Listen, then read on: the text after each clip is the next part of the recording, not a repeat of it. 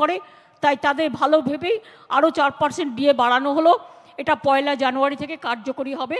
New year happy new year gift to আমার সমস্ত employees, teachers, non teaching staff of all school, colleges, universities, employees of statutory undertakings and parastatals and pensioners-রাও পাবেন এই সুযোগটা। তাতে অনেক মানুষ এখানে লাভবান হবেন এবং এর জন্য আমাদের 2400 কোটি টাকা লাগবে। আপনারা জানেন অনেক টাকাই আমরা আমাদের প্রাপ্য টাকা পাই না, তাই নিয়ে প্রধানমন্ত্রীর সাথে আমি মিটিংও করে এসেছি। 1,15,000 কোটি টাকা আমাদের এখনও প্রাপ্য আছে।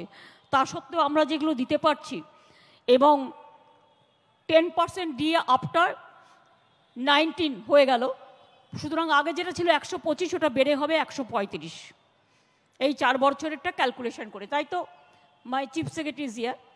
সুতরাং আমার মনে হয় একটু মিষ্টি মুখ, একটু মিষ্টি হাসি, একটু সুখনিদ্রা, একটু তাদের পরিবারের কল্যাণ কামনা করে আমরা বড়দিনের on the eve of Christmas and happy new year we are giving this gifts to all of them who are entitled for this.